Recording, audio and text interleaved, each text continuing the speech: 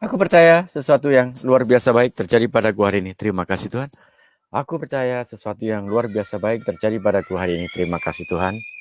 Dan ini adalah sesi ketiga untuk live di setiap hari selama 21 hari yang akan menjelaskan atau mengupas tentang jurnal bersyukur. Dan kalau di yang pertama adalah how to-nya, mengapa kita harus melakukannya selama 21 hari, kenapa 5 hal, dan mengapa akan di-tag di Facebook ataupun IG. Kali ini akan membahas tentang 5. Karena sudah banyak yang bertanya, kenapa sih harus 5 gitu kan? Kalau kenapa 21 hari sudah dijelaskan di hari kemarin yang tepat bisa dilakukan jam 3. Hari ini semestinya akan dilakukan jam 3, bahkan sudah dijadwalkan. Yang menarik adalah jam 3 tadi saya masih berada di Sudirman Park karena akan ada seseorang klien untuk berjumpa dan sudah terjadi. Lalu dalam perjalanannya menuju ke rumah, kok ya ketemunya pas jam 5 karena membahas angka 5. Sesuatu yang luar biasa. Keseruan apa yang akan kita temukan di sepanjang hari ini? Dan jangan-jangan nanti hanya 5 menit nih. Kenapa hanya 5 menit? Ya, nggak tahu. Karena kita pembahasannya hanya 5. Dan 5 itu adalah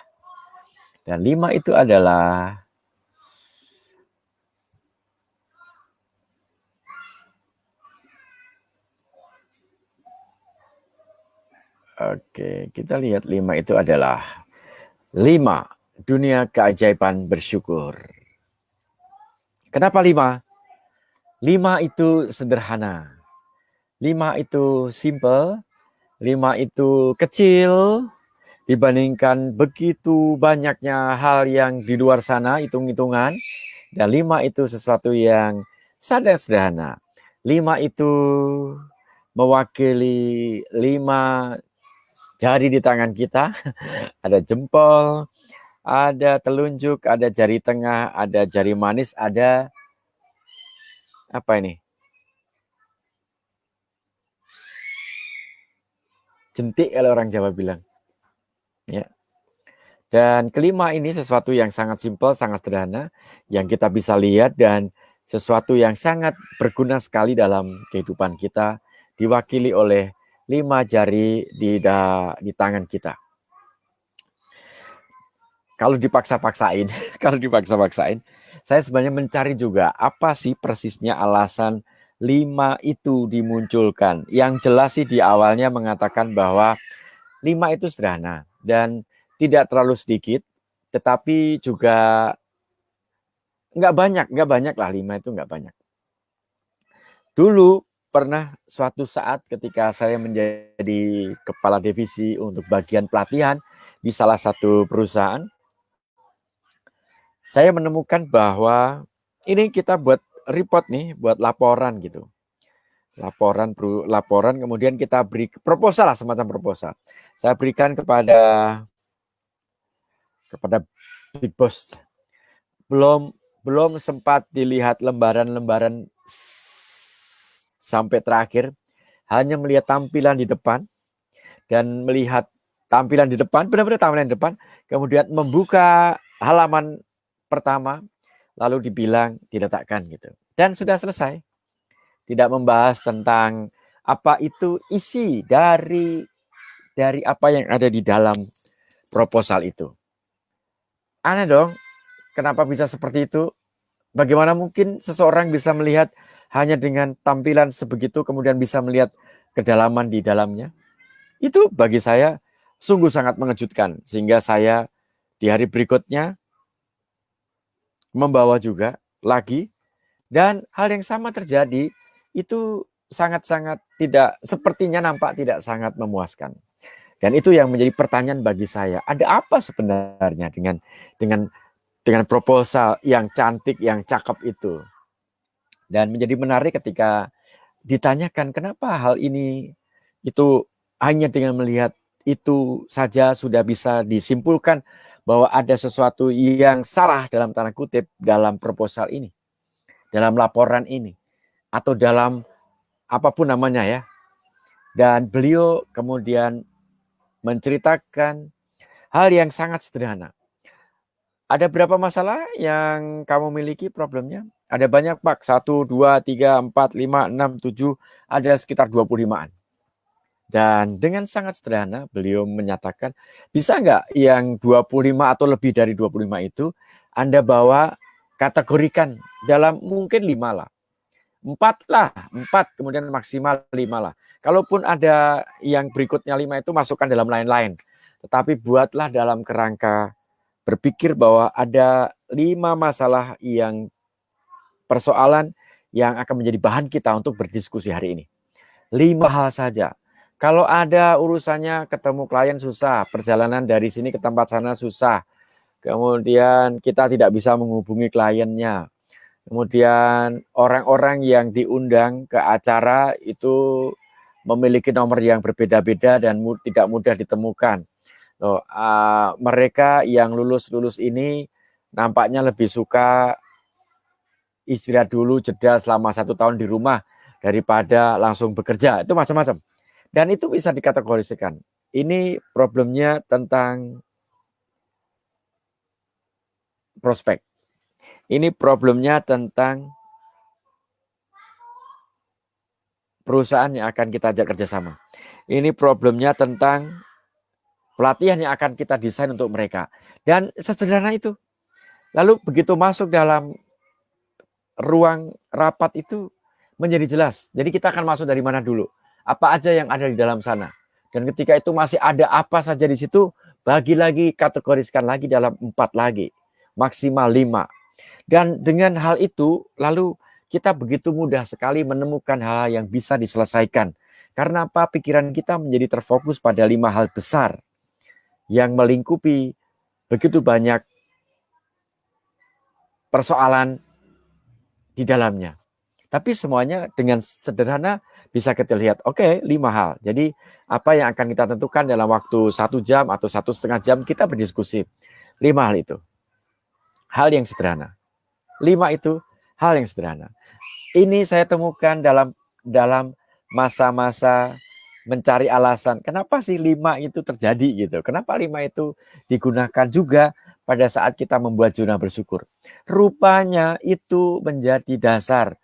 Rupanya pengalaman itu selama 2 tahun lebih di sana dan setiap hari dalam rapat-rapat yang sangat intens itu menemukan bahwa sebuah proses yang terinternalisasi dalam diri saya bahwa 5 hal itu sesuatu yang simpel, yang sederhana, yang bisa masuk dalam pemikiran kita dan itu bisa sekali dilakukan. 5 hal itu sangat sederhana. Dan 5 hal itu juga membantu kita untuk pertumbuhan kita itu bisa terukur dengan hal yang sederhana itu. Setiap anak tangga itu memiliki cerita. Dan di dalam setiap poin-poin yang kita dapatkan di kelima itu, kita menemukan ada kedalamannya di sana.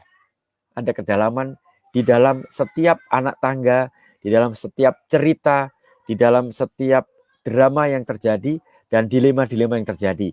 1 poin demi 1 poin, demi 1 poin, demi 1 poin, dan demi 1 poin. 5 hal yang kita miliki itu ternyata memiliki ceritanya masing-masing.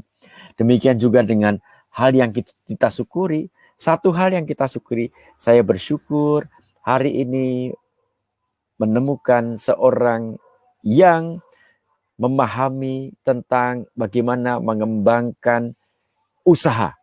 Dan ketika kita mencoba menurunkan dalam bentuk kedalaman, apa yang dimaksud dengan usaha? Apa yang dimaksud dengan menemukan? Dan bagaimana proses menemukan itu ada panjang ceritanya. Sehingga sebenarnya dalam 5 hal itu, apa-apa saja yang di sekitar kelima hal ini itu banyak sekali. Dan setiap anak tangga memiliki ceritanya masing-masing. 5 hal itu 5 pertumbuhan. Dan kalau kita memasuki lebih dalam, maka sejatinya 5 hal itu mewakili sebuah kedalaman. dan kita masuk ke dalam intinya, ke dalam diri kita. Dan demikianlah yang terjadi pada setiap pokok pribadi, pertumbuhan pribadi, orang peserta jurnal bersyukur menemukan bahwa, oh inilah yang aku temukan dalam proses saya mengikuti jurnal bersyukur hari demi hari. Mereka mulai masuk ke dalam diri dan mulai mengenali apa-apa saja yang ada di dalam diri mereka. Dan itu lalu tertuang lagi dalam 5 hal yang disyukuri di setiap hari.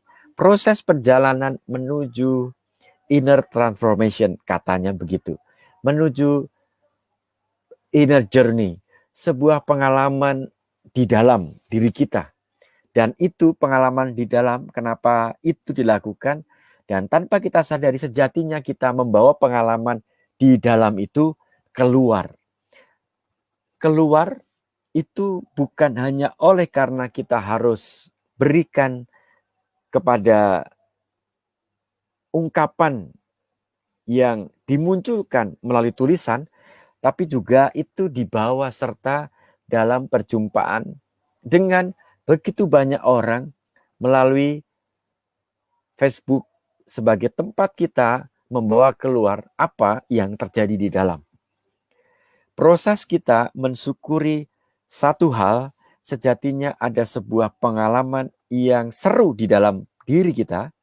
Lalu yang seru itu kita bawa keluar dalam bentuk sajian narasi yang kita tuliskan, dan ini akan berjumpa dengan pengalaman-pengalaman orang-orang, teman-teman yang membaca apa yang Anda suguhkan di luar Anda.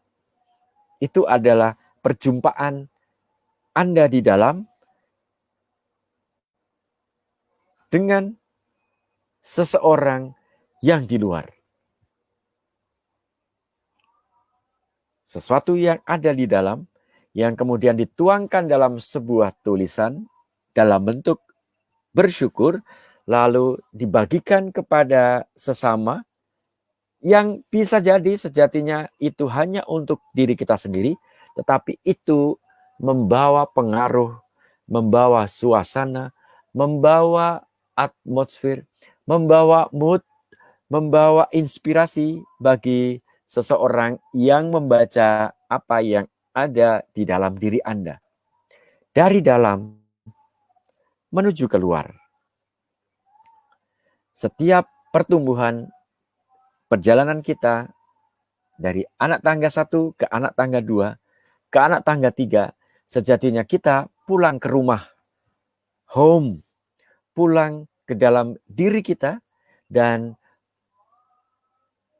mendalami kehidupan kita, merenung-renungkan diri kita, memilah-milahkan apa yang terjadi di dalam, kemudian kita membawa permenungan kita di dalam keluar, sehingga itu ada perjumpaan. Dan setiap perjumpaan itu akan kita bawa lagi ke rumah, setiap pertumbuhan yang kita lakukan, kemudian kita merefleksikan, mengkontemplasikan dalam hidup kita di dalam, kemudian kita tuangkan lagi keluar. Dan demikianlah 5 hal yang sederhana itu menjadi cara kita dan paling sederhana untuk masuk ke dalam diri kita. 5 hal dalam diri kita, sesuatu yang luar biasa baik terjadi dalam kehidupan kita.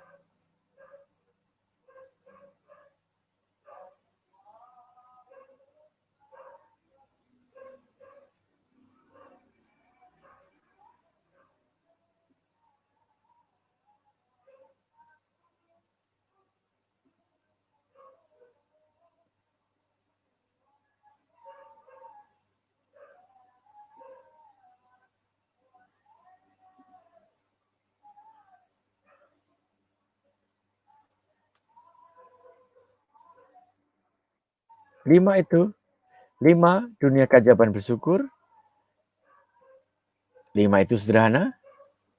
Pertumbuhan setiap anak tangga memiliki cerita, perjalanan ke dalam diri kita, yang kemudian kita bawa keluar, dan setiap anak tangga membawa kisahnya masing-masing, kemudian kita olah lagi di dalam diri kita, kemudian kita sharingkan lagi ke dalam, keluar, ke dalam, keluar, ke dalam. Dan demikian selanjutnya.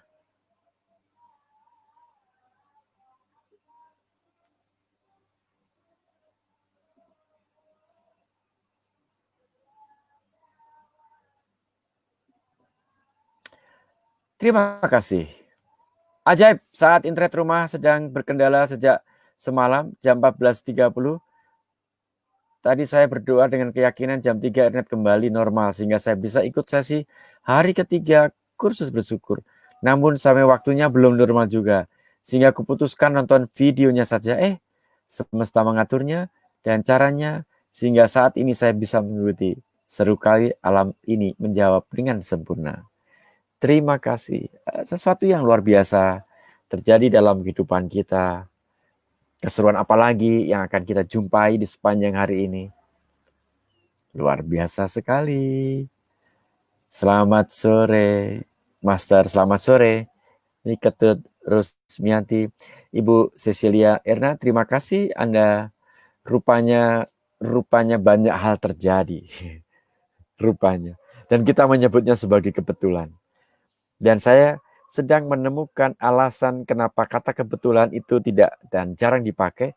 Dan semoga ini bisa menjawab bahwa kebetulan itu ketika dunia internal kita, kesadaran personal kita berjumpa dengan kesadaran kolektif yang bagi kita itu sesuatu yang semestinya biasa saja, kemudian dilihat dari kesadaran kolektif, maka dianggap dan dilihat sebagai kebetulan. Dan sebenarnya tidak kebetulan. Dan saya juga menemukan pernyataan-pernyataan yang indah dari teman-teman tentang tak terasa ya, sekarang sudah hari ke-38 dalam jurnal bersyukur. Tak terasa ya, cepet banget ya, itu sama. Itu adalah waktu personal berjumpa dengan waktu kolektif bersama kita.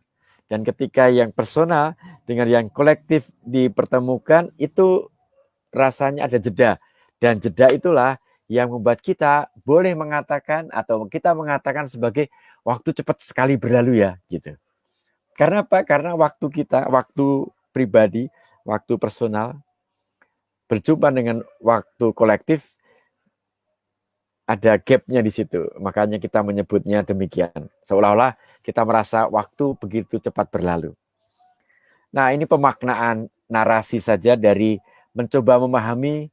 Saya juga menentang di awalnya, kok cepat banget ya rasanya ya. Dan memilih kata kok cepat banget rasanya itu saya juga hati-hati sekali. Dan sekarang menemukan, ternyata bisa jadi oleh karena hal itu. Bahwa ternyata waktu personal saya itu bertabrakan dengan waktu personal kolektif dan waktu personal kita itu lebih cepat berlalu dibandingkan waktu personal kolektif. Makanya kita merasakan itu cepat sekali berlalu. Dan teman-teman yang sudah mengikuti jurnal per hari ini, silahkan lanjutkan masuk ke hari ketiga. Dan silahkan tag juga nama saya. Dan semoga kita besok lagi berjumpa dengan pembahasan yang selanjutnya. Aku percaya sesuatu yang luar biasa baik terjadi padaku hari ini. Terima kasih Tuhan. Keseruan apa lagi yang akan kita nikmati di sepanjang hari ini? Terima kasih. Terima kasih. Terima kasih juga untuk Teguh Surya. Terima kasih untuk Coach Sri Widi Handayani Soekarno. Kemudian untuk Bion Pranata, Indira Firdani. Oke, Francisca Dwi Iriatmini. Selamat sore juga.